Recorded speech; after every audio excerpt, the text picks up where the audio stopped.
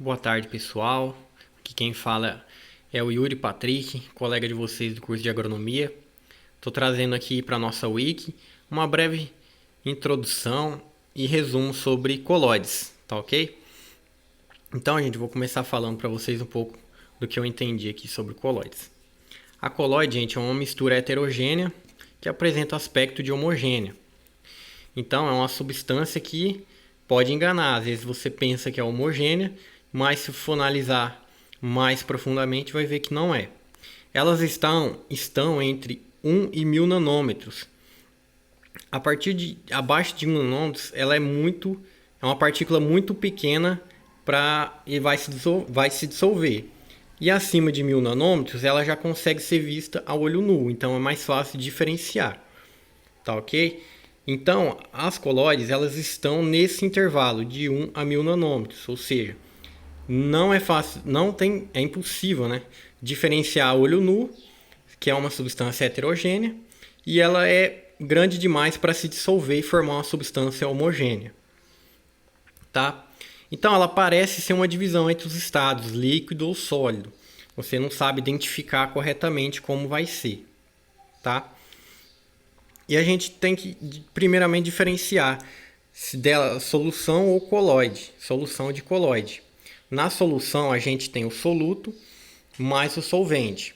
Nessa solução, o solvente vai como é que fala? Prevalecer. A característica da solução ela vai ser mais parecida com o solvente. No colóide também, só que tem as coisas aqui diferentes. No lugar do soluto, a gente tem o disperso. E no lugar do solvente a gente tem o dispergente ou dispersante, tanto faz. E ela também vai assumir a característica do que tem mais, no caso seria o dispergente. Só que no colóide é mais difícil identificar essa característica. Ele vai puxar para esse lado, mas não vai ser tão identificável. Tá bom? Então as colóides eles têm algumas propriedades, que são o efeito Tyndall e o movimento browniano. Esse efeito Tyndall é a dispersão da luz por partículas coloidais. Ou seja, essas partículas que são misturadas são misturas heterogêneas, elas dispersam a luz, são partículas grandes e a luz vai ser dispersa por elas. Por isso, gente, nesse efeito Tyndall, quando a gente vê uma estrada assim que tem muita incidência de neblina, geralmente tem aquela placa, né? Em caso de neblina, coloque luz baixa. Por quê? Porque a neblina ela vai dispersar a luz e vai aumentar, vai propagá-la mais. Isso é perigoso, tanto para a sua segurança como para o dos outros. Então a neblina ela é um colóide, ela dispersa a luz. Tá ok? O movimento browniano é o deslocamento aleatório de partículas no meio fluido, ou seja, no meio fluido, esses colóides eles não apresentam um movimento, um padrão de movimento. Essas partículas se deslocam de forma aleatória, tá bom? Então, gente, é interessante estudar as colóides. Eu mesmo não sabia o que era, até estudar um pouco sobre elas, e elas estão muito presentes no nosso cotidiano. Então eu fiz essa tabelinha aqui para a gente ter uma noção das relações dela, e aqui eu coloquei alguns exemplos do nosso dia a dia que a gente pode identificar esses colóides, tá bom? Então aqui a gente tem os colóides e seus estados, tá? Aerosol, sol, gel, emulsão e espuma. E para conseguir esses estados a gente tem uma combinação de outros estados, né? Precisaria de um disperso de tal maneira e de um dispersante de tal maneira. No caso do aerosol, a gente tem aqui sólido ou líquido com gás. Vamos pegar um exemplo. A neblina, no caso, é aerosol, né? Mas como eu já dei o exemplo, vamos pegar outro exemplo do desodorante.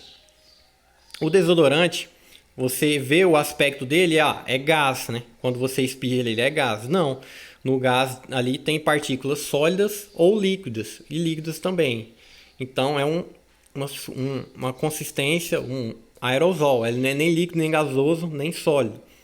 A mesma coisa a gente vê nesse estado sol. Ou ele é sólido e líquido. Gel, líquido com sólido. Emulsão, líquido com líquido. E nesse gel aqui a gente pode citar, por exemplo, a gelatina. Como é que você vai, ou uma geleia, como é que você vai identificar? É sólido, é líquido, não sabe. Então, ele é um colóide gel, é líquido com sólido. A emulsão, líquido com líquido. A espuma, gás com líquido ou gás com sólido, tá bom? Então, eu coloquei alguns exemplos aqui no nosso dia a dia para a gente ter uma noção melhor do que é as colóides. Então, aqui está o estado delas: sol, gel, emulsão, aerosol, espuma. E alguns exemplos, por exemplo, o creme dental é sol, a geleia, a gelatina, qualquer outra coisa, gel. Emulsão, a gente pode citar a maionese. O aerosol, a gente pode citar neblina ou desodorante. Eu ponho aerosol aqui, eu escrevi errado. Tá bom? Aí a gente tem na espuma, a espuma de sabão, que seria no caso gás com líquido. E tem outros tipos de espuma também, que seria no caso, por exemplo, uma espuma mais dura, né? A espuma com características diferentes seria gás com sólido. Tá? Então esses são alguns exemplos. Aí vocês podem estar se perguntando: poxa, o Yuri, mas como assim esse negócio de emulsão, líquido com líquido e maionese? O que tem a ver? Então, gente, essa emulsão é um pouquinho mais delicada de entender, ó. Então eu coloquei aqui, ó. Ela é líquido com líquido, mas são líquidos diferentes. Seriam uma mistura de líquido polar com líquido apolar. E para ocorrer essa reação, precisa de um emulsificante. Esse emulsificante, ele é anfipático, ele tem carga polar e tem carga apolar, tá bom? Por exemplo, na maionese, a gente tem de um lado o vinagre ou suco de limão e de outro lado a gente tem o óleo. E para ocorrer essa junção que vai dar um novo aspecto à forma, a gente precisa de um emulsificante, que no caso seria o ovo. Alguns produtos de limpeza têm essa característica de emulsificante. Eles pegam a sujeira, a gordura, alguma coisa, eles vão quebrar ela. Esse emulsificante ele é polar e apolar. Então eles vão quebrar ela, dar um novo aspecto a ela, assim sendo mais fácil de limpar. Tá bom? Então essa relação de colóides é muito interessante estudar, não sabia sobre isso. Por exemplo, como classificar uma geleia, uma espuma, se é gás, se é sólido, se é líquido. Então são colóides aí com cada característica sua, sua própria característica. Tá bom? Um exemplo que a gente pode citar de colóide é a maresia. Tá bom? Aqui a gente não tem essa incidência, porque a gente não mora numa região costeira, né? Mas numa região costeira, o que a gente tem? São microgotículas de água pairando que geram íons. E essa maresia ela assume carga. A maioria dos colóides assumem carga.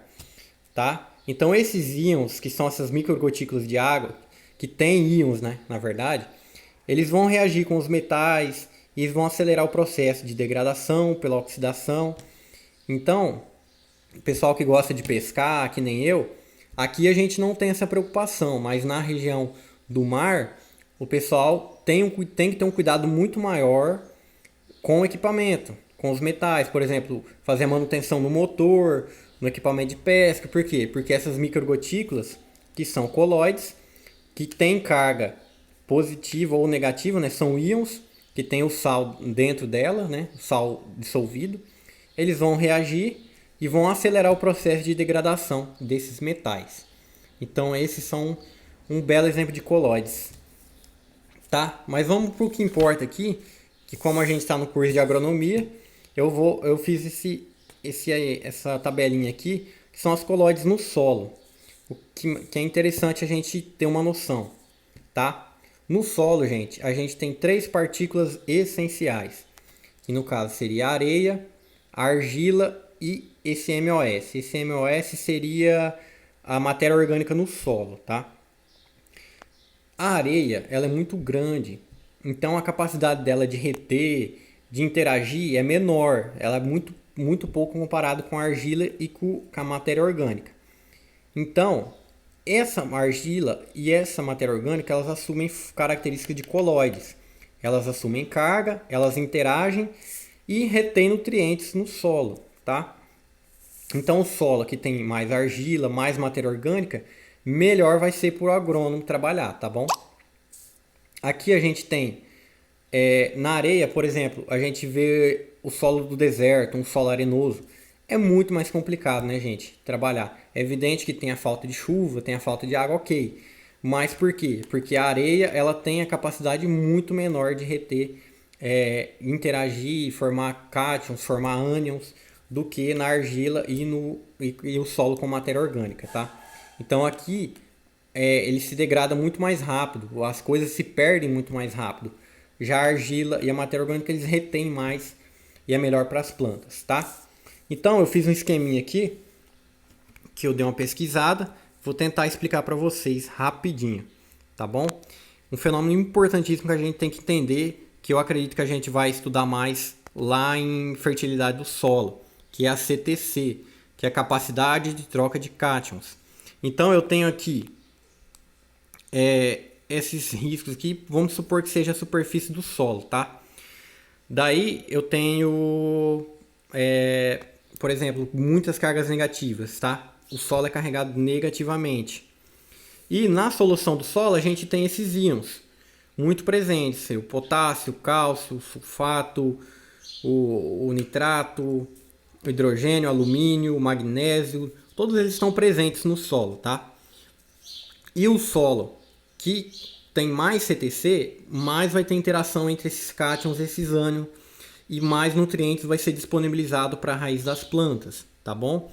Então vamos supor que esse NH4+ foi retido aqui pelo solo, o potássio mais foi retido pelo solo, o magnésio foi retido aqui com 2 cargas negativas, hidrogênio, alumínio com 3 e assim por diante. Os ânions aqui, eles vão ser o que? Eles vão se repelir, porque negativo com negativo vão se repelir, tá? E